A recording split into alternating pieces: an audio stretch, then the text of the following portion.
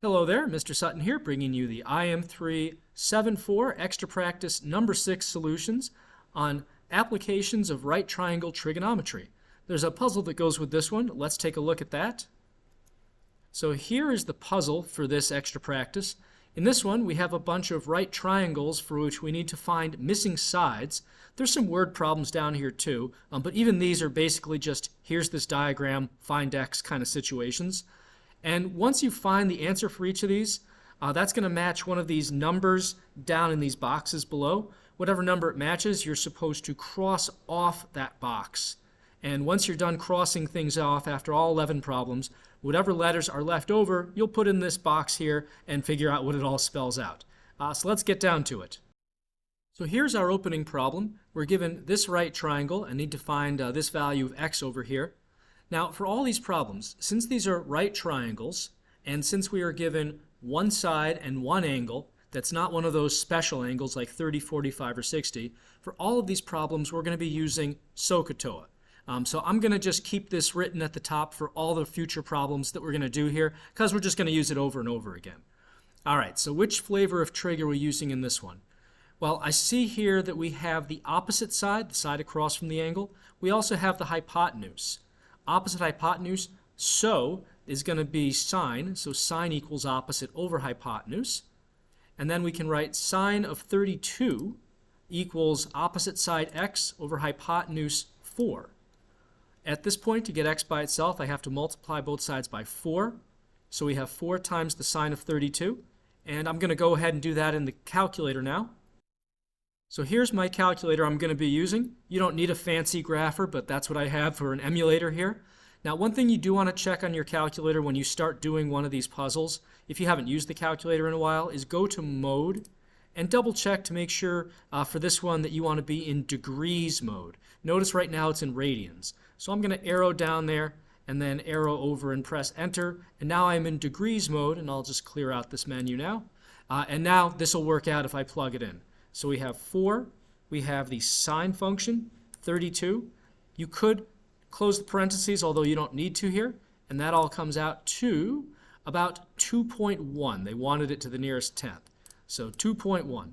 And that'll be in meters if we're keeping track of the units, because they did give us units here, even though it doesn't really mean too much in real life if you just have a triangle floating in the middle of nowhere with meters on it. But hey, let's be consistent.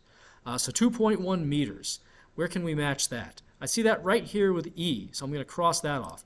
Now, I guess one other reason to keep track of the units is not all these answer choices have the same units, so that'll at least just be one more thing we can use to narrow this down.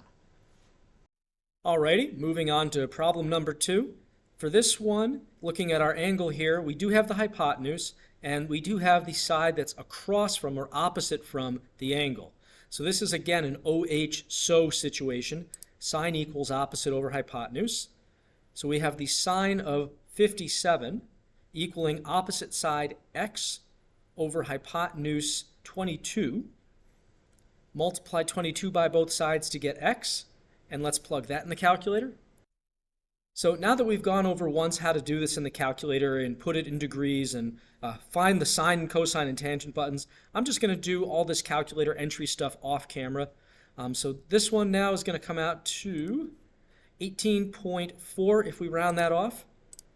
So 18.5 actually. 18.5 if we round it off, yep. And that's going to be in centimeters. So that's going to be, let's see here, this one down here, are you gone?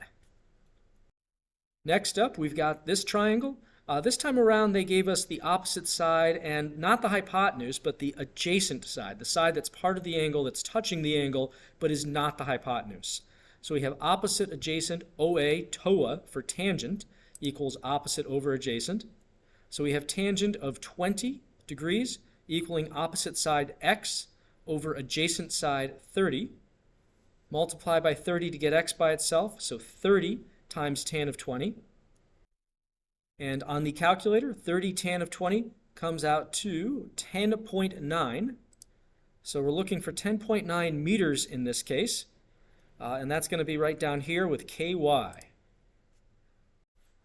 On this problem, we have the adjacent side x and the hypotenuse 8. So adjacent hypotenuse, this is actually our first cosine problem, ca. Cosine equals adjacent over hypotenuse. So we have cosine of 39 equaling adjacent x over hypotenuse 8. 8 times cosine 39 is going to come out to, looks like that's going to be 6.2. So 6.2 meters again. And that is right here, pretty easy to find. That's going to be crossed off, and it's on to the next. On this one, our angle is now up here, not down here, so we need to make the adjustment. We do have the hypotenuse for sure. That one's always easy to spot. This x side is now the adjacent side, touching but not part of the hypotenuse. So again, we're doing ca, cosine equals adjacent over hypotenuse. So cosine of 61 equaling adjacent side x over hypotenuse 15. Multiply 15 by both sides. And then 15 times the cosine of 61 degrees comes out to 7.3, and that's going to be in centimeters this time. So 7.3 centimeters, I see that right down here. That's TO, cross it off. For number 6, based off this angle, we have the opposite side over here and the hypotenuse.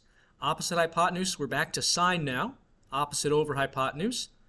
So we have sine of 18 equaling opposite side x over hypotenuse 200 meters. So 200 times sine of 18 is going to give us our x. And running that on the calculator is going to give me 61.8. And that's in meters this time. So 61.8 meters, that's over here, SS, crossed off. On this one, based off of this angle, we have an opposite and adjacent side. So that's TOA, opposite adjacent. So we have tan of 43 equaling opposite side x, that's across from the 43, over the adjacent side 5. And then 5 times tan of 43, let's see what that comes out to. Plugging it in there, we get 4.7, and that's going to be in meters it looks like. So 4.7 meters, that's right here. Now we've got this triangle. This one's oriented a little bit differently than some of the others, so we got to be careful. This time around, based off this angle, we have the hypotenuse, that's the 70 across from the right angle. And then from this angle's perspective, this x, it's part of the angle, but it's not the hypotenuse, so this is the adjacent side here. So that's going to be ca, cosine equals adjacent over hypotenuse. So cosine of 76 equals adjacent side x over hypotenuse 70. And then to get x, we have 70 times cosine of 76. And if I plug that in the grapher, it's going to give me 16.9, and that's going to be in centimeters. So 16.9 centimeters, that's down here, and I. Now we come to the first of the word problems, quote unquote. So we have at a point 20 meters from a flagpole, the angle of elevation of the top of the flagpole is 48 degrees. We want to know how tall this flagpole is. So basically, here's your angle, here's your distance to that right angle there, and we want the height. So we've got the opposite side from this angle, we've got the adjacent, so that's TOA, tangent. So we have a tangent of 48 equaling opposite side x over 20 for the adjacent. So then x is going to equal 20 times tan of 48. And if I plug that in, it looks like that's coming out to 22.2. Now this time it actually means something, so that's meters. So our flagpole then is 22.2 meters tall. And we can cross off 22.2. For number 10, we have a rocket flying 2 degrees off course for 1,000 miles.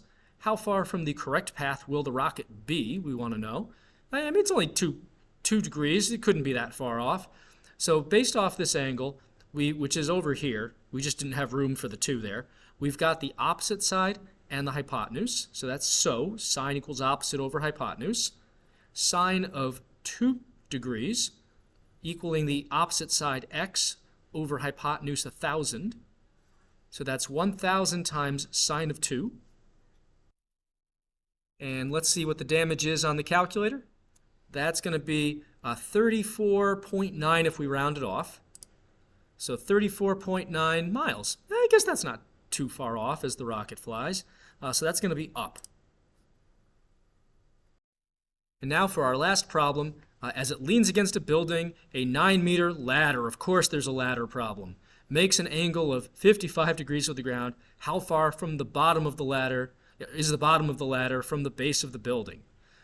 All right, well, we have the hypotenuse for sure, and this x is part of this angle, but it's not the hypotenuse, so that makes it the adjacent side. So adjacent hypotenuse, that's going to be cosine. So we have cosine of 55 equaling adjacent side x over hypotenuse 9. And then if I multiply 9 by both sides, let's see what that comes out to. So 9 times the cosine of 55 gives me 5.2, so 5.2 meters for the distance of the ladder from the building. And that's going to get this ET crossed off. And now at long last we've crossed off everything we could. It's time to solve the puzzle. So we have the question, what do they call the big grass field on an orbiting satellite? So we have APRKL. I'm thinking our first word's A. And then PARK, that's park. And we have IN, but then S. So I think it's just park is the next word. And then IN would give us in. Then we have SPA, a park in spa. There's more letters though. CE, a park in space. Oh, a parking space, a park in space, whatever. All right, that was out of this world. Till next time, Mr. Sutton signing off.